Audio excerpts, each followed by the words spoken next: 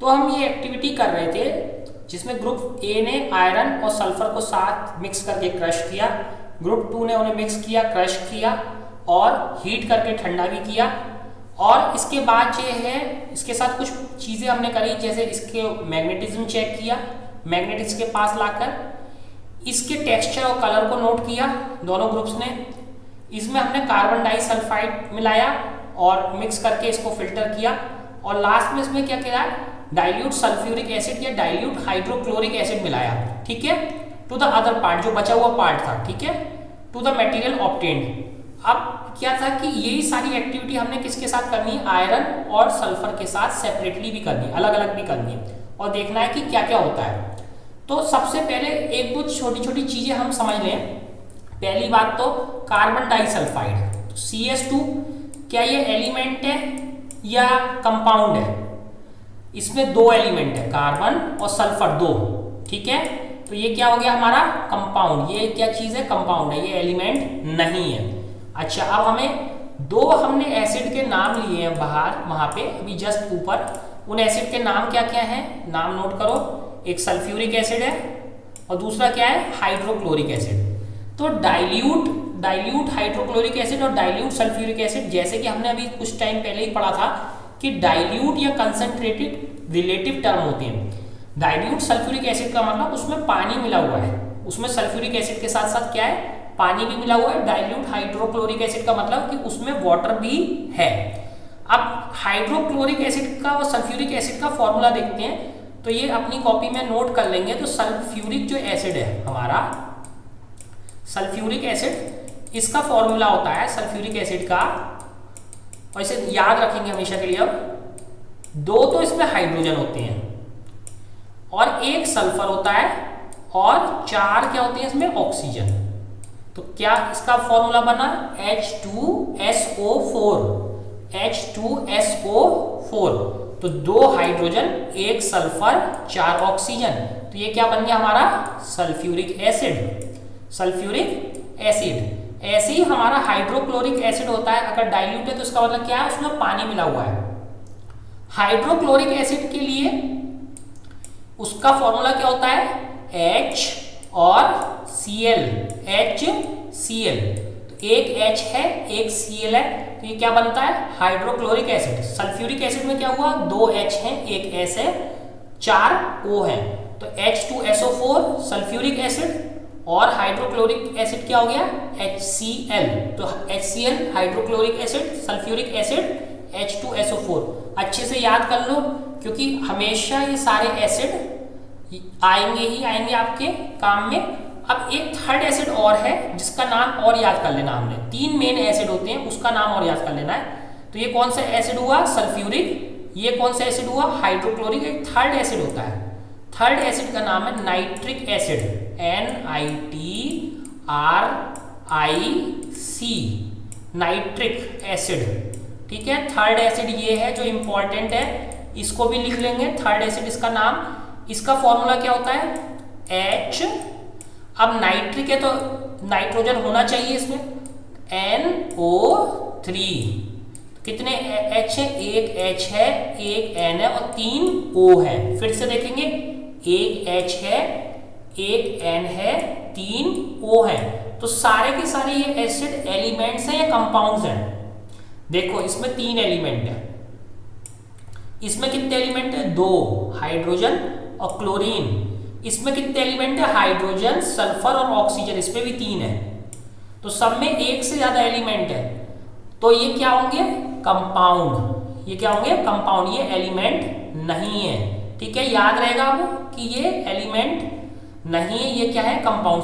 तीनों एसिड जो मैंने अभी नाम बताए, sulphuric acid H2SO4, hydrochloric acid HCl, nitric acid HNO3, तीनों क्या है, कंपाउंड, ठीक है। अब जो है इसके बाद जो है अब डिस्कस करते हैं, did the material obtained by two groups look same.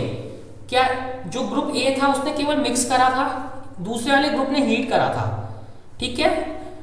तो क्या दोनों के जो मिला है वो ग्रुप का मटेरियल एक जैसा लगता है या नहीं लगता, पहला question. Second question, which group has obtained a material with magnetic properties, कौन से ग्रुप के पास मटेरियल है जिसमें मैग्नेटिक प्रॉपर्टीज यानी वो मैग्नेट उसे अट्रैक्ट कर रहा है।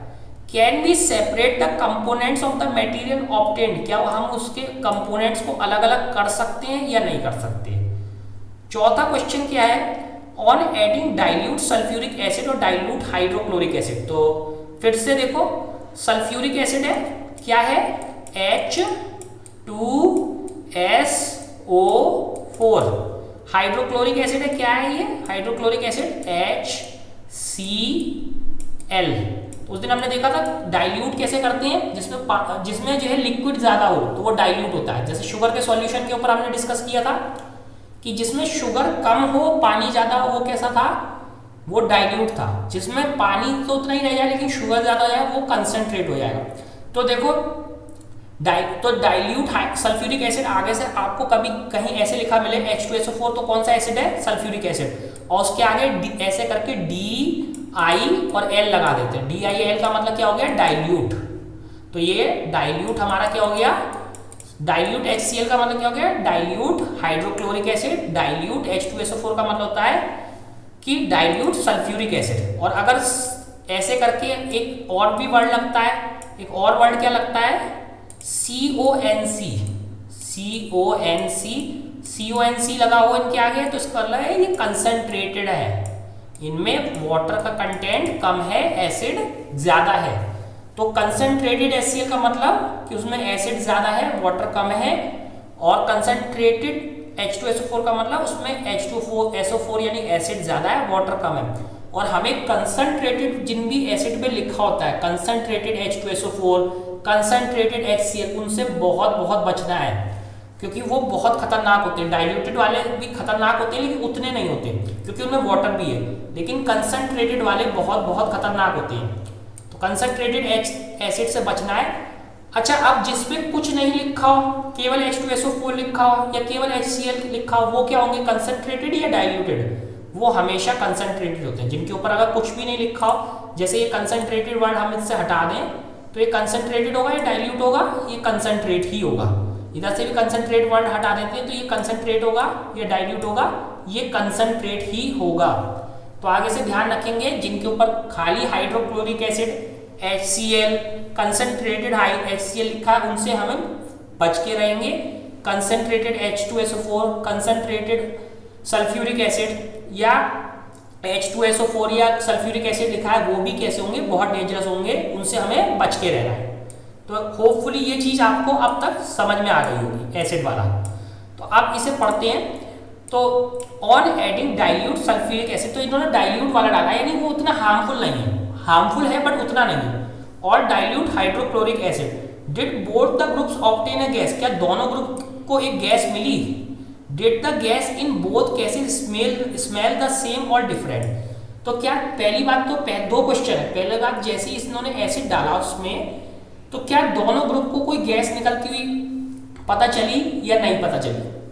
अगर दोनों ग्रुप के केस पे गैस निकली है तो क्या गैस की स्मेल दोनों में सेम थी या अलग अलग थी।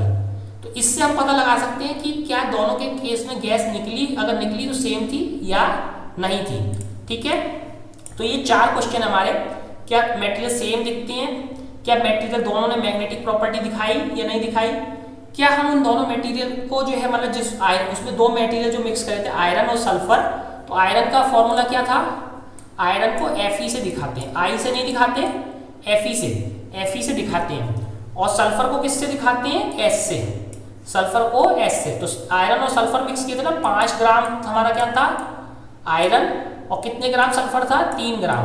ठीक है, 5 ग्राम आयरन और 3 ग्राम सल्फर मिक्स करा था दोनों ग्रुप ने, और उसे मिक्स करने के बाद उसको एक ग्रुप ने केवल मिक्स किया था, एक ने गर्म करके ठंडा भी किया था। तो उनमें फिर अब हमने देखना था कि क्या दोनों एक जैसे दिखते हैं नहीं दिखते, क्या मटेरियल दोनों के ने मैग्नेटिक प्रॉपर्टी दिखाई या नहीं दिखाई, किसने दिखाई, कैसे अगर हम अलग करना चाहें तो उसे अलग कर सकते हैं। और चौथा क्वेश्चन है कि अगर डाइल्यूट सल्फ्यूरिक एसिड या डाइल्यूट हाइड्रोक्लोरिक एसिड उस पर डालते हैं तो क्या दोनों ही ग्रुप को गैस निकलती हुई दिखाई देती है या नहीं।